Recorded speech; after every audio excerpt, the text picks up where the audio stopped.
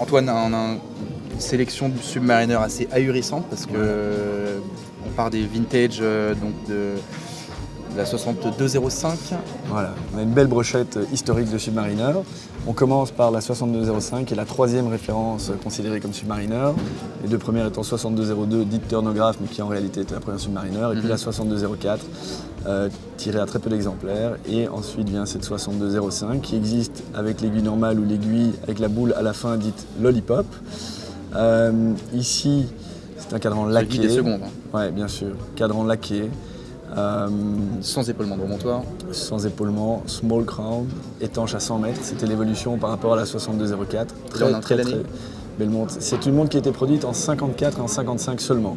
D'accord. Donc référence très rare, très bel état. Bracelet rifté. Bracelet rivet d'origine, tout, vraiment montre superbe. Superbe. Ensuite, on passe. Ensuite, Rolex à nouveau fait évoluer le produit et sort la Submariner 6536 qui elle a été produite à beaucoup plus d'exemplaires. Étanche à 100 mètres également, cadran toujours suisse, un peu plus fine, dite thin case, small crown à nouveau, bracelet à rivet, élastique qui plus est. C'est aussi l'évolution, montre un petit peu plus légère, un petit peu moins massive. Et Rolex par la suite va prendre le contre-pied justement de cette finesse. Et là on est dans la masterpiece de la Submariner. La Submariner la plus emblématique, la Big Crown. 65-38. Appelée également James Bond. Hein. La référence vraiment super emblématique. Qui plus est ici, on est en présence d'un cadran dit Explorer 369, encore plus rare que les James Bond 65-38 Big Crown dites normales, qui sont déjà elles-mêmes très rares. Donc là, on est en présence d'une montre incroyablement rare. Qui a tous les attributs du vintage. Voilà, qui en plus est dans un état superbe, qui a son cadran laqué, qui a été révisé à l'usine à Genève en 2013, donc qui est vraiment remise à neuf, mais tout en respectant l'origine de l'objet sans le dénaturer. Avec le petit côté sportif qui est le petit triangle rouge sur la graduation en fait. Voilà, le petit triangle rouge, c'est un insert New Old Stock qui a été mis par Rolex. On voit bien le Big Crown, on voit tout à fait la différence avec le Small Crown. Montre plus viril, plus mastoc, porté dans les films de James Bond comme tout le monde le sait. Par Sean Connery, dans Dr. No. Voilà, montre ultra emblématique. Très belle exemplaire. On peut aller des heures, mais voilà. On passe ensuite à la 5513. Évolution. Donc là, le remontoir étant finalement assez fort exposé au choc, Rolex décide de mettre des oreilles de protection pour englober ce remontoir. Et là, c'est la première version. Ça apparaît sur la 5513 et la 5512 en même temps. C'est dit Pointed Crown Guard. Voilà. Ou Cornino. Ici, ça se compointe. Voilà. Ici, nous sommes en plus face à un exemplaire Meter First, une petite spécificité. Cadran laqué, underline, petite spécificité également. Voilà, cadran suisse, très belle. On a toujours à nouveau, un bracelet. Voilà, l'évolution, celle-ci est étanche à 200 mètres. D'accord. Donc ça évolue à nouveau. Alors, au chapitre montre ultra rare, évidemment, tout le monde connaît les Comex et l'histoire des Comex. Il faut savoir qu'il y a eu des Comex qui ont été fabriqués aussi pour d'autres institutions que la Comex elle-même, mais avec les mêmes spécificités techniques. Ici, on est en présence d'une montre estampillée ARA. ARA pour Antoine Ruiz, bien entendu, sûr. ou éventuellement Armada Republicana Argentina. Donc c'était une montre faite pour les forces spéciales de la Navy argentine, extrêmement rare, référence 5514 comme toutes les Comex, gravée au dos à la fois Comex et à la fois avec le matricule militaire, ce qui est excessivement rare parce que d'habitude c'est soit Comex, soit matricule militaire, mais pas les deux en même temps. Et donc ici on a une montre qui combine les deux. Double exclusivité. Qui au lieu d'avoir le sigle Comex a le sigle ARA sur demande de l'armée argentine. Ça te plaît celle-là Ouais, celle-là vraiment, elle pourrait être taillée pour moi. Et première particularité pour une Submariner, c'est d'avoir cette valve. Première fois qu'une Submariner a la valve qui permet à la molécule d'hélium de s'échapper à partir d'une certaine profondeur, puisque, comme les gens le savent généralement aussi, c'est avec les expéditions Comex qu'on a remarqué qu'à partir d'une certaine profondeur, dû à la pression, les montres explosaient. Ouais, et les boîtes, ouais. Voilà, parce que la molécule se scindait entre deux atomes et il fallait que l'hélium puisse sortir, d'où cette valve d'échappement à l'hélium. C'est la première super Submariner avant l'acid Weller. Exactement, c'est de là qu'est partie l'idée de l'acid Weller et c'est grâce au développement entrepris par Rolex et la Comex conjointement. D'accord. Donc à nouveau, recherche-développement, Rolex à la pointe, et ils trouvent la solution technique qui permet d'aller plus loin. Comme je sais que tu t'intéresses particulièrement à ce modèle, Ouais. l'estimation, on est à... Alors l'estimation, on est à 50-75 000 euros. D'accord. Elle a déjà été vendue une fois en 2010, la même montre exactement. Je pense que c'est une montre qui va faire 80-100 000 euros, de par son pédigré, de par sa rareté, de par son état. Et je pense que tu feras partie des enchérisseurs. Non, je pense que c'est un peu au-delà de mes moyens, malheureusement. J'aimerais bien, mais à moins qu'il y ait un accident de parcours, elle ne sera pas pour moi.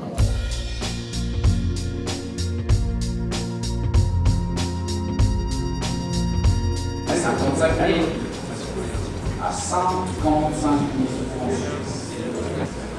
60 000, merci beaucoup. Et là ici, à ma droite maintenant, à 60 000, 65 000 maintenant, on se recherche en téléphone. 68 000 now, 60 000, 70 000 maintenant, 75 000, 75 000. No, last chance of 80,000. Sold to you, thank you very much, at 80,000. Donc là, on passe sur une Comex ici, Voilà, les Comex. évolution. Donc ensuite, étant donné qu'il fallait différencier les submarineurs normales des submarineurs à valve hélium, Rolex a décidé de créer un nouveau modèle, la Sea Dweller. Une fois que toute la mise au point avait été terminée, donc une montre qui va beaucoup plus loin sous l'eau. Ici, de mémoire, c'est 2000 pieds, je pense. Voilà, 2000 pieds ou 610 mètres. Donc et c'est autre référence, verre plus résistant, boîte plus épaisse, valve améliorée, caseback amélioré. C'est les seuls Rolex d'ailleurs qui ont l'inscription Rolex sur le fond de boîte quasiment, parce qu'il y a peu de Rolex qui ont les Sea Dweller, c'est que les Sea Dweller. C'est que les Sea Dweller, voilà, ouais. Exactement. Avec des versions incurvées, des versions droites selon les différentes configurations. À nouveau ici, on a la gravure et le matricule Comex. Et autre référence introduite, 1665, qui distingue donc bien la Submariner de la Sea Dweller. D'accord. Donc là, une Submariner. La super Submariner. Voilà. Super Submariner avec date. Exactement.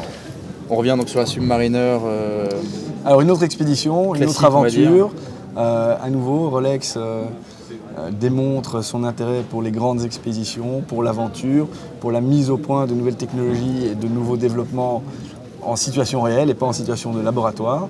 Et donc là, en fait, c'est une expédition dans un volcan entre la Bolivie et le Chili, menée en 84, je pense, le Lincoln-Cabour, si je ne m'abuse.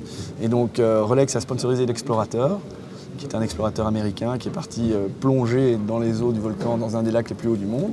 Et donc à nouveau, Rolex a démontré son intérêt pour l'aventure, pour expliquer que ces montres techniques répondent à de vraies contraintes, à une vraie utilité et que c'est pas du pipeau de salon pour se gauzer. Ces montres sont vraiment prêtes à résister à des conditions extrêmes et à des expériences extrêmes. Alors là, on est aussi sur une référence de transition parce que c'est une 5513 qui change de cadran. Voilà. En fait, c'est les premières 5513.